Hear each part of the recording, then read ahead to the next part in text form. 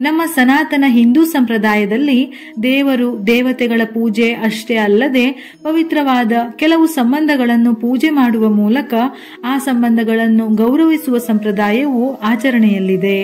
ಭಾರತೀಯ ಸಂಪ್ರದಾಯದಲ್ಲಿ ಪತಿಯನ್ನು ದೇವರೆಂದು ಭಾವಿಸಿ ಪೂಜಿಸುವ ಸಂಪ್ರದಾಯಗಳು ಬಹಳ ಪುರಾತನ ಕಾಲದಿಂದಲೂ ಇದೆ. ಪತಿಯ ಆರೋಗ್ಯ ವೃದ್ಧಿಯಾಗಬೇಕು, ಎಲ್ಲಾ ಕ್ಷೇತ್ರದಲ್ಲೂ ಯಶಸ್ಸು ಸಿಗಬೇಕೆಂದು ಪ್ರಾರ್ಥಿಸಿ ಅನೇಕ ವ್ರತಗಳನ್ನು ಮಾಡುವ ಸಂಪ್ರದಾಯ ಬಂದಿದೆ.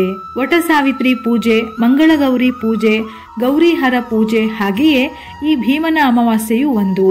ಸ್ತ್ರೀಯರಿಗೆ ಕುಂಕುಮವೇ ಅಮೂಲ್ಯವಾದ ಆಭರಣ.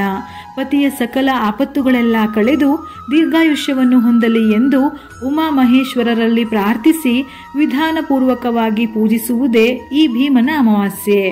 ಉದ್ದೇಶ ಒಂದೇ ಆದರೂ ಪ್ರಾಂತ್ಯದಿಂದ ಪ್ರಾಂತ್ಯಕ್ಕೆ ಭಿನ್ನತೆ ಕಂಡುಬರುತ್ತದೆ. ಹಾಗೆಯೇ ಆಚರಣೆಯಲ್ಲಿಯೂ ವೈವಿಧ್ಯತೆಯನ್ನು ಕಾಣಬಹುದು.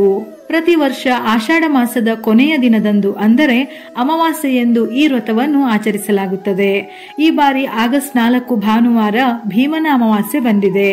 ಇದನ್ನು ಪತಿ ಸಂಜೀವಿನಿ ವ್ರತ, ಆಟಿಯ ಅಮಾವಾಸ್ಯೆ, ದಿನಸಿ ಗೌರಿ ಪೂಜೆ ವ್ರತ, ಜ್ಯೋತಿ ಸ್ತಂಭ ಗೌರಿ ವ್ರತ, ಭಂಡಾರದ ಹಬ್ಬ, ಕೊಡೆ ಅಮಾವಾಸ್ಯೆ ಎಂದು ಇನ್ನೂ ಕೆಲವು ಹೆಸರುಗಳಿಂದ ಕರೆಯುತ್ತಾರೆ. ಮದುವೆಯಾದ ನಂತರ 5, 9 ಅಥವಾ 16 ವರ್ಷಗಳ ಕಾಲ ಮಹಿಳೆಯರು ಈ ವ್ರತವನ್ನು ಆಚರಿಸುವುದು ಬಹಳ ಒಳ್ಳೆಯದು.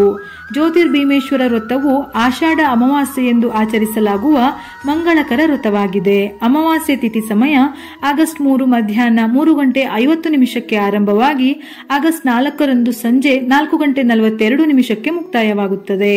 ಅಮಾವಾಸ್ಯೆಯೆಂದು ಆಷಾಢ ಮಾಸ ಮುಕ್ತಾಯವಾಗಿ ಶ್ರಾವಣ ಮಾಸ ಪ್ರಾರಂಭವಾಗುತ್ತದೆ. ರಾಹುಕಾಲ ಹೊರತುಪಡಿಸಿ ಯಾವುದೇ ಸಮಯದಲ್ಲಿ ಈ ಪೂಜೆಯನ್ನು ಮಾಡಬಹುದು. ಜ್ಯೋತಿರ್ಭೀಮೇಶ್ವರ ವ್ರತ ಎಂದರೆ ಪತಿಯ ಪಾದಪೂಜೆ ಮಾಡುವುದಷ್ಟೇ ಎಂಬ ಕಲ್ಪನೆ ಎಲ್ಲರಲ್ಲೂ ಇದೆ. ಆದರೆ ಇದಕ್ಕಿಂತ ಮುಖ್ಯವಾಗಿ ಆ ದಿನದಂದು ಶಿವ ಪಾರ್ವತಿಯರನ್ನು ಪೂಜಿಸುವುದು ಬಹಳ ಮುಖ್ಯವಾಗಿದೆ. ಅವಿವಾಹಿತ ಹಾಗೂ ವಿವಾಹಿತ ಮಹಿಳೆಯರು ಈ ವ್ರತವನ್ನು ಆಚರಿಸುವುದು ಶ್ರೇಷ್ಠ. ವಿವಾಹಿತ ಮಹಿಳೆಯರು ಪತಿಯ ದೀರ್ಘಾಯಸ್ಸು, ಆರೋಗ್ಯ, ಯಶಸ್ಸು, ಸಂತಾನಕ್ಕಾಗಿ ಮಾಡಿದರೆ ಅವಿವಾಹಿತರು ಶೀಘ್ರ ಕಲ್ಯಾಣ ಹಾಗೂ ಒಳ್ಳೆ ಮನೆ ದೊರೆಯಲಿ ಎಂಬ ಕಾರಣಕ್ಕಾಗಿ ಮಾಡುತ್ತಾರೆ.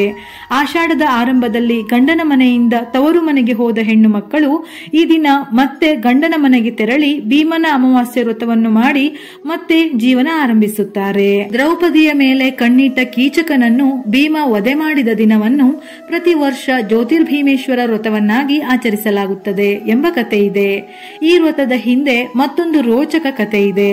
ರಾಜನೊಬ್ಬ ತನ್ನ ಸತ್ತ ಮಗನ ಶವದೊಂದಿಗೆ ಬಡ ಬ್ರಾಹ್ಮಣನ ಮಗಳನ್ನು ಕೊಟ್ಟು ಮದುವೆ ಮಾಡುತ್ತಾನೆ.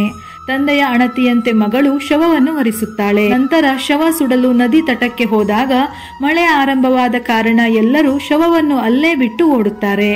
ಆ ದಿನ ಅಮಾವಾಸ್ಯೆ ಆಗಿದ್ದರಿಂದ ಪ್ರತಿ ವರ್ಷ ತನ್ನ ತಾಯಿ ಪತಿಯ ಪಾದಪೂಜೆ ಮಾಡಿದ್ದು ನೆನಪಾದ ನವವಧು ಸತ್ತ ಪತಿಯ ಪಾದಪೂಜೆ ಮಾಡುತ್ತಾಳೆ.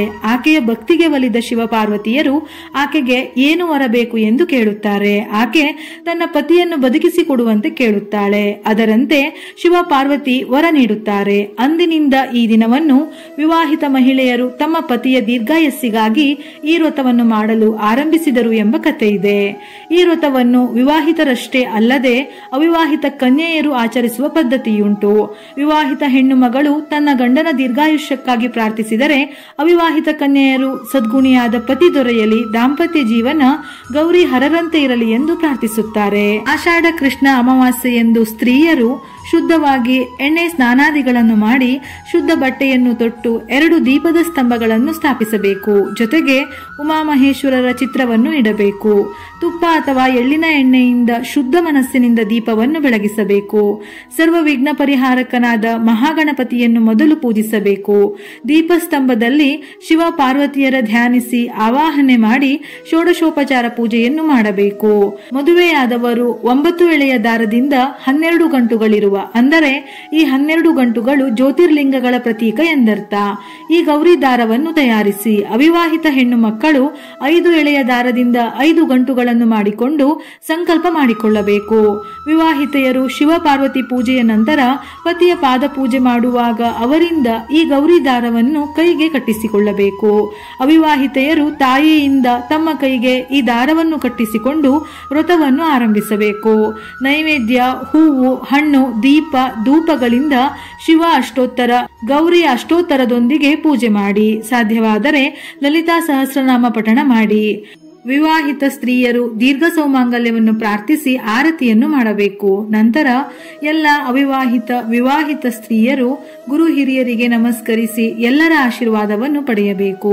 ಸಾಯಂಕಾಲದ ಸಮಯದಲ್ಲಿ ಮನೆಗೆ ಮುತ್ತೈದೆಯರನ್ನು ಕರೆದು ಅರಿಶಿನ, ಕುಂಕುಮ, ಬಳೆ, ಕುಪ್ಪಸದ ಕಣ, ಎಲೆ ಅಡಿಕೆ, ದಕ್ಷಿಣೆ ಇತ್ಯಾದಿ ಮಂಗಳ ದ್ರವ್ಯಗಳನ್ನು ಕೊಟ್ಟು ಆಶೀರ್ವಾದ ಪಡೆಯಬೇಕು. ಪಾರ್ವತಿಯು ಸಂತಾನ, ಸಮೃದ್ಧಿ, ಪತಿವ್ರತೆ ಹಾಗೂ ಶಕ್ತಿಯ ಸಂಕೇತಳು. ಆದ್ದರಿಂದ ಸ್ತ್ರೀಯರು ಈ ದಿನದಂದು ಉತ್ತಮ ದಾಂಪತ್ಯಕ್ಕಾಗಿ ಉಮಾಮಹೇಶ್ವರರ ಪೂಜೆಯನ್ನು ವಿಶೇಷವಾಗಿ ಮಾಡುತ್ತಾರೆ. ಮೃತ್ಯುಂಜಯ ನಮಸ್ತುಭ್ಯಂ ತವಮೇ ಸೂತ್ರಧಾರಣಾತ್ ಸೌಭಾಗ್ಯಂ ಧನಧಾನ್ಯಂ ಚ ಪ್ರಜಾವೃದ್ಧಿಂ ಸದಾ ಕುರು. ಉಮಾ ವೈ ವಾಕ್ ಸಮುದ್ದಿಷ್ಟ ಮನೋರುದ್ರ ಉದಾರತಃ ತದೇತತ್ ಮಿಥುನಂ ಜ್ಞಾತ್ವಾನ ದಾಂಪತ್ಯಾತ್ ವಿಹೀಯತೆ. ಈ ಮಂತ್ರ ಪಠಿಸುವುದರಿಂದ ಶುಭ ಫಲಗಳು ಪ್ರಾಪ್ತಿಯಾಗಿ ಉತ್ತಮ ದಾಂಪತ್ಯ ಜೀವನ, ಶಿವಪಾರ್ವತಿಯರ ಅನುಗ್ರಹ ಲಭಿಸುತ್ತದೆ. ನಮ್ಮ ಅನುಕೂಲಗಳಿಗೆ ತಕ್ಕಂತೆ ಪೂಜೆ ಪುನಸ್ಕಾರಗಳನ್ನು ಮಾಡಬೇಕು. ಆದರೆ ಆಡಂಬರಗಳೇ ಮುಖ್ಯವಲ್ಲ. ಪೂಜೆಯಲ್ಲಿ ಬೇಕಾದ ಮುಖ್ಯ ಸಾಮಗ್ರಿ ಭಕ್ತಿ. ಹಾಗಾಗಿ ಯಥಾಯೋಗ್ಯವಾಗಿ ಭಕ್ತಿ ವಿಶ್ವಾಸಗಳಿಂದ ಪೂಜೆಯನ್ನು ಮಾಡುವುದೇ ಅತಿ ಪ್ರಧಾನ. ವಿಡಿಯೋ ಇಷ್ಟ ಆಗಿದ್ದಲ್ಲಿ ಮರೆಯದೆ ಲೈಕ್ ಮಾಡಿ. ಹೆಚ್ಚಿನ ಮಾಹಿತಿಗಳಿಗಾಗಿ ನಮ್ಮ ಫೇಸ್ಬುಕ್ ಪೇಜ್ ಅನ್ನು ಫಾಲೋ ಮಾಡಿ. ಉಪಯುಕ್ತ ಮಾಹಿತಿಯೊಂದಿಗೆ ಮತ್ತೆ ಭೇಟಿಯಾಗೋಣ.